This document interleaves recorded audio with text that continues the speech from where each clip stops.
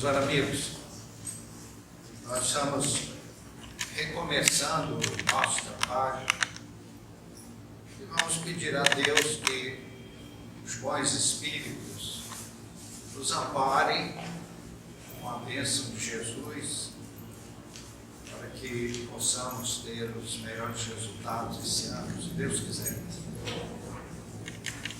Quando nós colocamos a doutrina espírita no nosso coração, adotamos os princípios kardecistas como norma para a nossa vida, então nós passamos, isso é muito comum, a exigir de nós mesmos um comportamento consentâneo com os novos princípios esposados. Aprendemos com a doutrina que não basta louvarmos o Cristo, aplaudirmos o Mestre, divulgar-lhe os ensinamentos. O importante, aprendemos com a doutrina, é vivenciarmos os ensinamentos do Senhor. Então, nós nos perguntamos o que devemos fazer para termos uma vida consentânea com os nossos ensinamentos esposados. Nós não gostaríamos de ficar nas subjetividades, porque senão nós perdemos o nosso tempo. Esse nosso ponto seria conduta espírita. Como em termos práticos nós devemos nos comportar? Se nós não fizermos uma análise objetiva, nós pecaremos no proveito dos nossos esforços.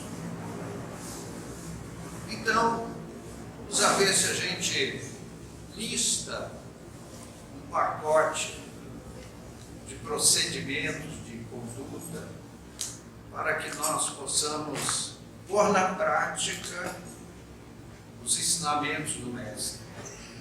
Porque a gente ouve, já ouvi isso muitas vezes, as pessoas dizerem: nós devemos estudar o Evangelho, nós devemos orar ao Senhor. E aí ficamos naquelas subjetividades, pecando por falta de objetividade. O lugar mais difícil para nós sermos cristãos espíritas, sem dúvida, é o nosso lar, a nossa casa. Porque a intimidade com os familiares dificulta muito o nosso exercício de vivência evangélica. Então, em termos práticos e objetivos, nós devemos, no nosso lar, na nossa casa, trabalharmos o melhor possível, expondo na prática os nossos atos, os nossos princípios esposados. Há um conceito que diz que a maior pregação é aquela sem palavras, é a pregação do exemplo.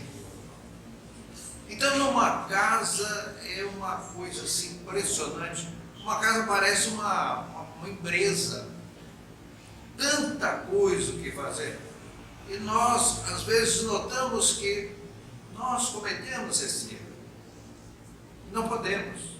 Se somos aprendizes do Evangelho, não podemos relegar todos os encargos dessa pesada empresa para a dona da casa, e nós não temos isso.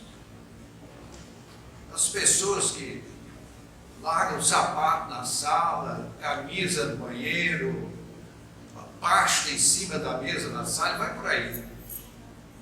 Claro que eu sei que é o caso de vocês, as pessoas assim muito abastadas, as pessoas ricas, possuem assim um pool de serviçais, você entra em casa e eles vão atrás, coletando as nossas coisas, né?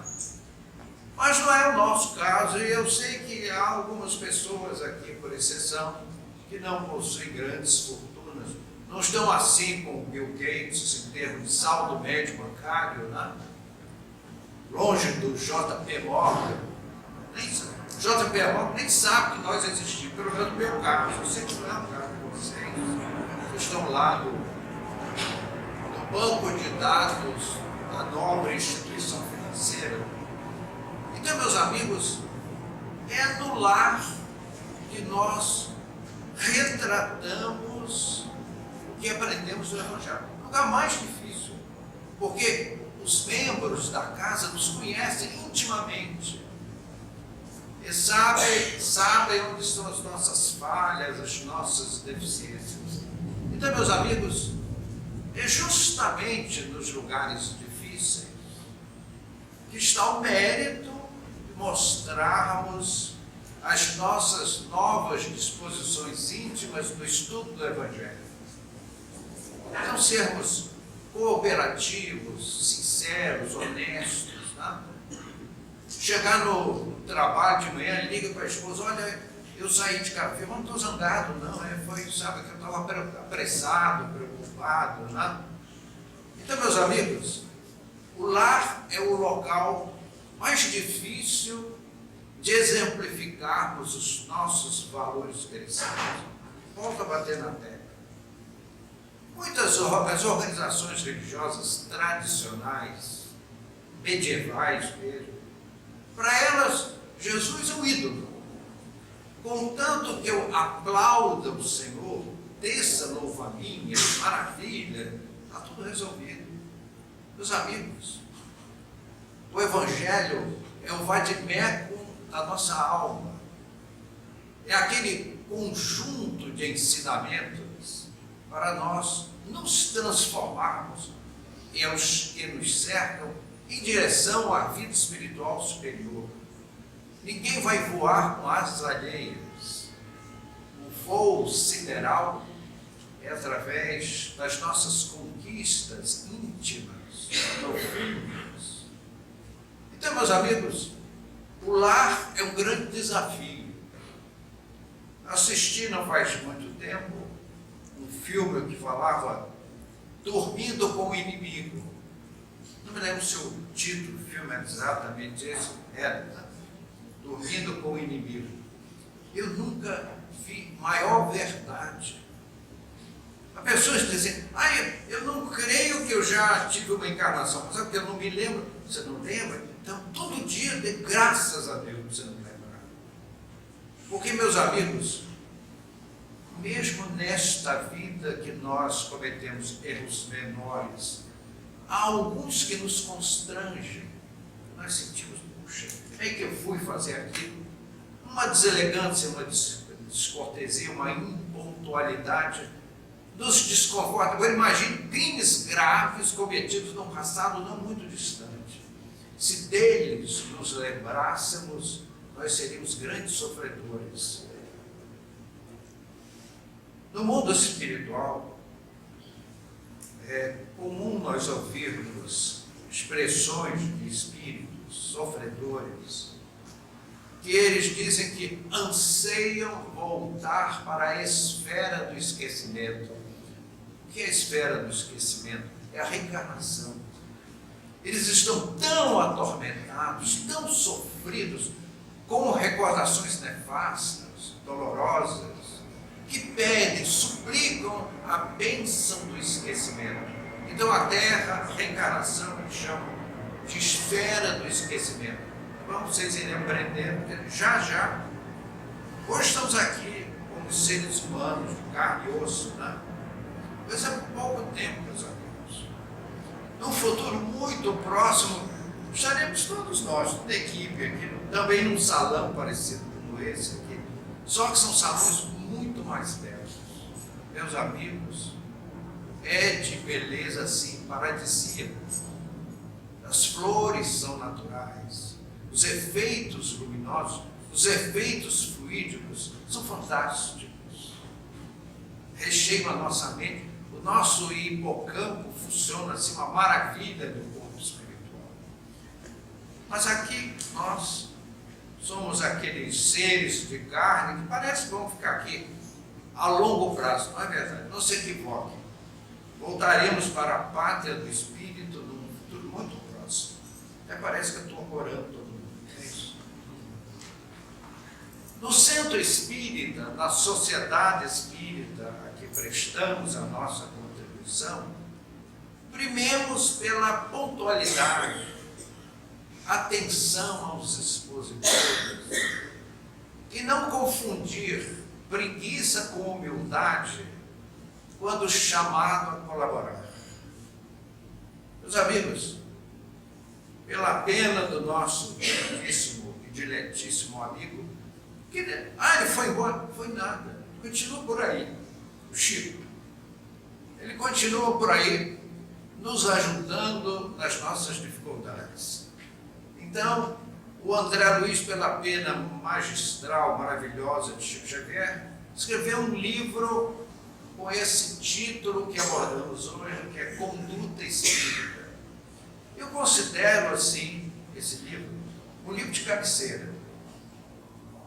O que o André Luiz fez com Conduta Espírita? Nos ajudar a que nós não fiquemos nas subjetividades. Ele transportou as teses do Evangelho, porque um exemplar do Novo Testamento é escrito numa linguagem antiga, remota, e às vezes nós temos dificuldade de entendimento. Sem falar daquelas coisinhas que as autoridades religiosas ali colocaram ao longo dos séculos para justificar certos princípios dogmáticos. Então, meus amigos, o André Luiz nos traz essa obra portentosa que é Conduta Espírita, que é assim, de grande objetividade. Mas é um livro com uma quantidade enorme de páginas que nós não poderíamos estudá-lo totalmente. Então, na casa espírita, nos dedicarmos à mediunidade sem quaisquer resquícios de profissionalismo, como nos ensina o Evangelho, dai de graça o que de graça recebestes. Vejam só, meus amigos, é uma falha grave, é um equívoco muito grave recebermos ou pagarmos valores pecuniários por serviços mediúnicos.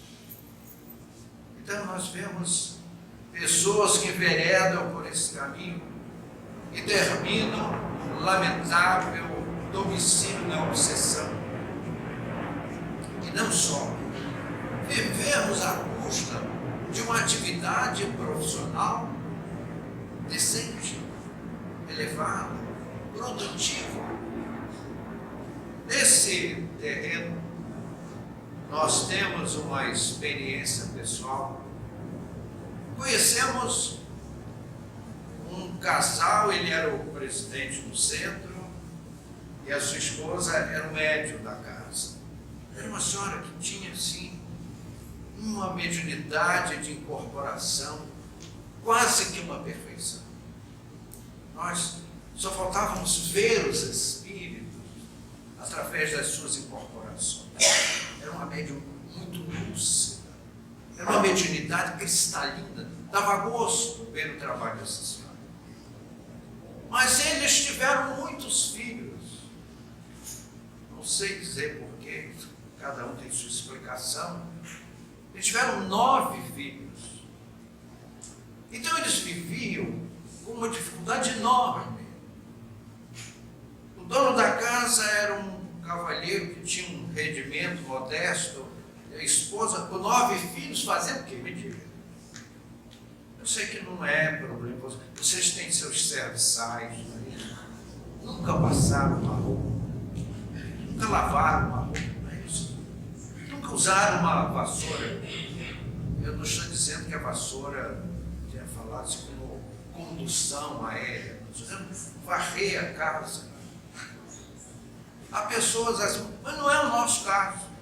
Então, aquela senhora com 9 filhos, e é engraçado que em casa de pobre sempre tem os agregados, não é interessante isso? Sempre tem uma tia, uma avó que vem morar, eu vou morar com vocês. Chega assim com a mala, em casa de pobre, assim, à noite, a casa do Chico, o Chico me disse isso, na minha casa, quando eu era criança, fechou a porta da rua e a janela, todos os cômodos são quarto. Quando acorda todo mundo, abre a janela, os cômodos deixam de ser quarto, é assim, polivalente, né? Então esse casal vivia numa penúria,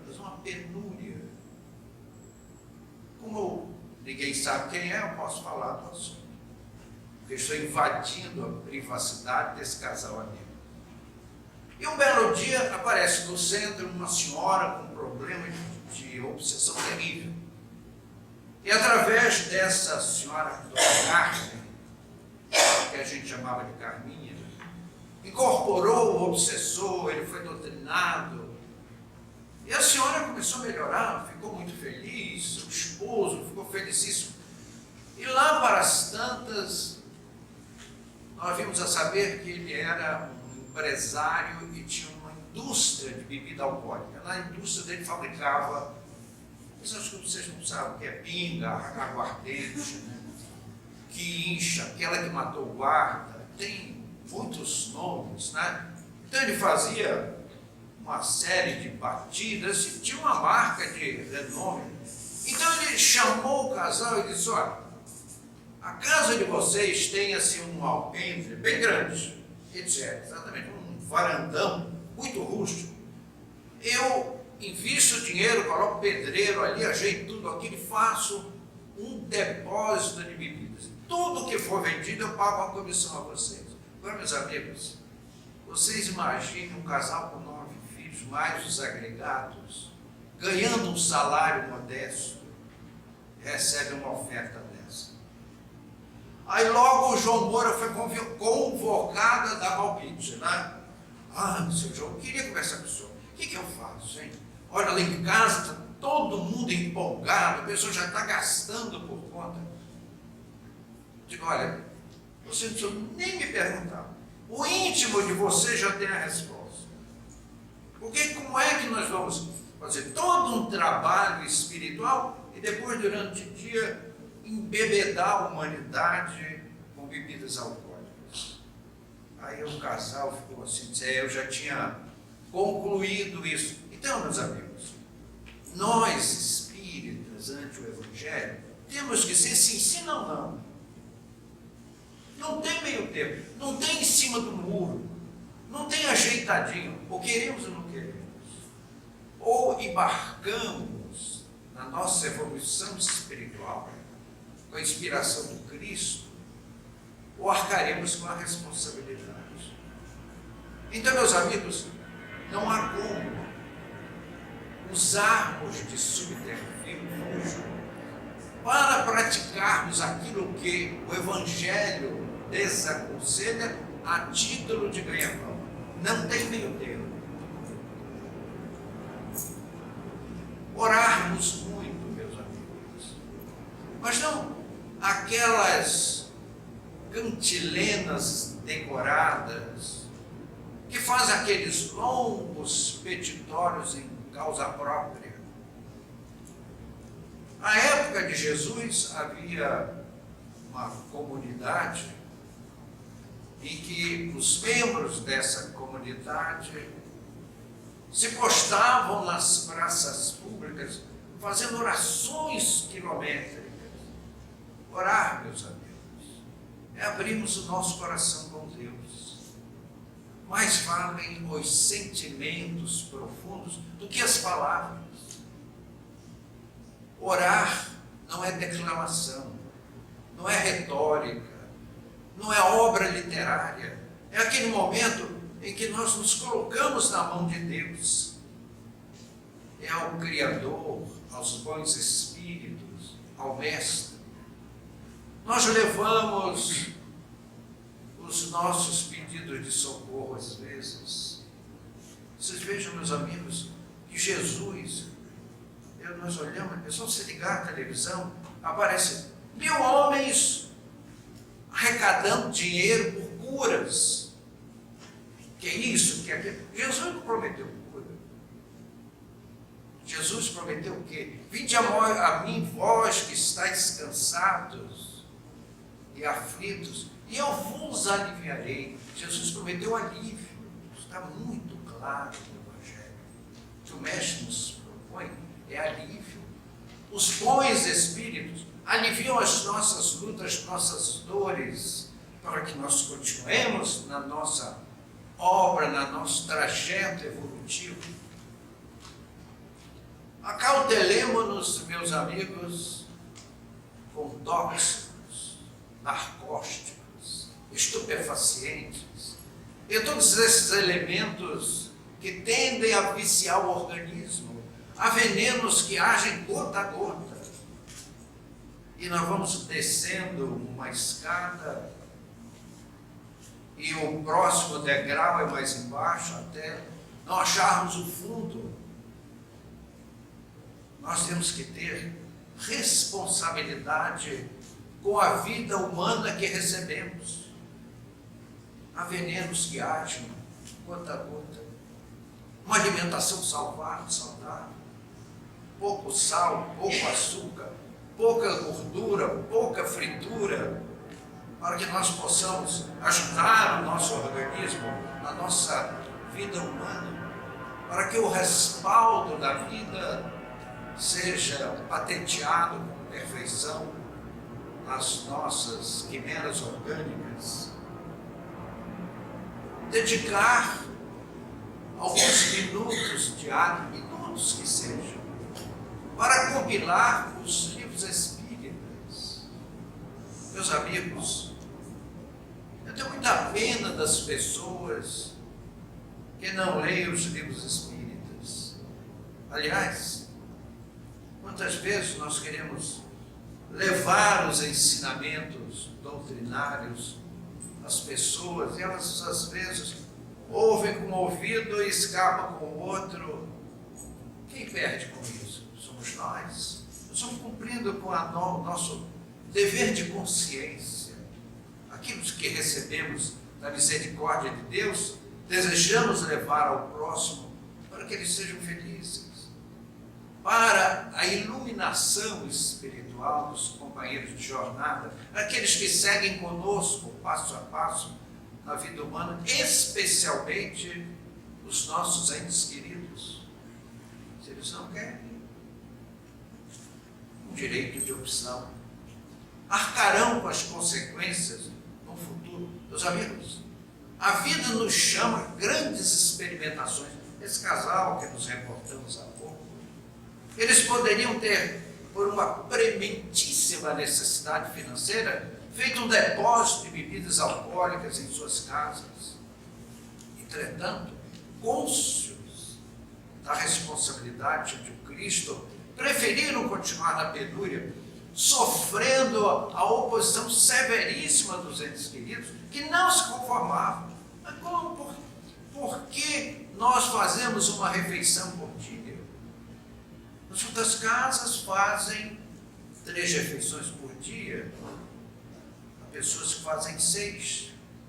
E aí começam, puxa vida, preciso ir para a academia.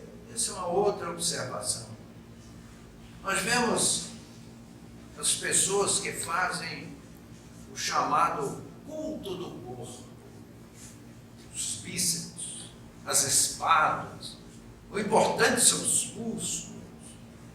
Aí vem todos aqueles esforços. No México havia um cavalheiro, o senhor Orlando Veras. Era um corredor, ganhou a São Silvestre no Brasil mais de uma vez. Então eu vi uma entrevista com esse cavalheiro. Ele corria 8 horas por dia, de segunda a segunda. Então ele passava a vida correndo. Então, para ganhar os eventos esportivos, e ganhava porque ele treinava muito. Então ele tinha todo o respaldo técnico, tênis especiais, uma alimentação balanceada, e tudo mais, para correr 8 horas por dia. Meu Deus do céu. Nós nascemos para viver correndo. As nossas pernas, eu ainda há pouco atravessei a Avenida Ibirapuera correndo, porque os carros não pensam 2 vezes, né? Eles querem beber o nosso sangue. Então uma corridinha por uma necessidade, tudo bem, faz parte. Mas viver para correr. E aí nós vemos o uso de anabolizantes, esteroides e uma série de outros recursos para acumular músculos. Para quê? É aquele narcisismo, né? O indivíduo quer se olhar no espelho e se achar lindo. E aí, meus amigos, não digam que uma pessoa que tem um problema de saúde e que por uma recomendação médica precisa de exercícios, mas nós precisamos ter cuidado com o culto do corpo, vivermos para o físico, comer moderadamente, porque nesse mundo morre-se mais pelo excesso do que pela escassez de alimentos. Nós vemos as pessoas que se integram à glutonícia, à alimentação imoderada e inadequada, encurtam a vida física, assumindo responsabilidade. Forme a sua biblioteca espírita, meu companheiro. Leia principalmente os livros básicos da codificação kardeciana. Há tantos companheiros espíritas que nunca leram o livro dos médiuns, não conhecem a revista espírita, que são 12 volumes. Ali está todo o laboratório, todo o histórico da fenomenologia mediúnica, compilado sabiamente por Allan Kardec e a equipe de belos espíritos que orientaram aquele trabalho. Nos funerais, meus amigos, é uma outra experiência que nós espíritas precisamos praticar o Evangelho. Os funerais, de um modo geral, nos assustam. São quadros realmente constrangedores. Mas vamos à superficialidade. O espírita tem que abolir o pêsames. Meus pêsames. Por que pêsames? Meus amigos, deixar esse mundo está dentro das leis naturais. E as leis naturais são as leis divinas. Então foi o Criador, foi Deus que instituiu a desencarnação. A desencarnação não é um mal, muito ao contrário. A gente olha esse mundo e se assusta um pouco, né? E agora a televisão está massacrando a humanidade, a mídia, dizendo que o mundo vai se acabar em 2012. Eu faço questão de estar aqui com os amigos em fevereiro de 2013, para ver com os amigos o que aconteceu em 2012, porque não vai acontecer nada. Quantas vezes o mundo já se acabou, entre aspas, por esses que vaticinam prodígios extraordinários? Meus amigos, tem uma olhadinha, a Terra, em pleno céu, nós estamos em pleno céu, sabia? Se você for daqui para Marte olhar para a Terra, você vai ver a Terra como uma estrela do céu. E não bate em lugar nenhum, não perde a rota, não se equivoca, tudo perfeito. Ah, mas e um terremoto no Haiti? Meus amigos, isso não é aleatório. Aqueles irmãos nossos haitianos estão sofrendo provações duras porque delas precisavam. Os tsunamis, os maremotos, os terremotos, as erupções vulcânicas, as tempestades, as enchentes, elas não são aleatórias. Porque não é possível que é uma inteligência que mantém o planeta terrestre girando no cosmos. Nós estamos bem perto do Sol relativamente hoje, né? Estamos muito próximo do Sol. Mas daqui a 2, 3 meses vamos começar a nos afastar do Sol para ir lá no fundo e como um estilingue voltarmos. E não perde o caminho. As distâncias, a rotação, a translação, o deslocamento da Terra, correndo atrás do Sol. Porque o Sol não está parado. O Sol está em movimento e nós estamos indo em volta do Sol e acompanhando na sua peregrinação. Os astrônomos criaram subjetivamente, hipoteticamente, um ponto no universo chamado Apex. É nessa direção que vai o Sol e nós vamos alegrinhos atrás dele. E não é. Será que inteligências que plasmaram tudo isso iriam se equivocar com as chuvas, com os terremotos, com os maremotos, com os vulcões? Tudo está dentro de um estudo de perfeição. Nós estamos sendo magnificamente cuidados por inteligências que não podemos imaginar, que velam por nós. E, meus amigos, quando a dor nos visita, é porque dela nós precisamos. E as dores não são gigantescas, como nós pintamos. Os problemas têm as dimensões que nós damos. Temos as nossas lutas, porque delas precisamos. Porque nós surgimos muito mais amadurecidos, engrandecidos com as lutas do que com as festas. Nós vemos as pessoas que vivem assim do dolce faniente, gozando a vida, são crianças grandes. Mas aquelas pessoas que lutam heroicamente são almas que amadurecem no tempo muito mais rapidamente. Então, meus amigos, Cristo chama a nossa atenção para a nossa conduta. Jesus em nenhum momento pediu para ser aplaudido, louvado. Ele nos ensinou muitas coisas. E se o Evangelho não fosse necessário, o Mestre não o teria nos dado. O Evangelho é aquele manual de instruções para a nossa vida, para a nossa caminhada em direção a esse seu sentido espiritual.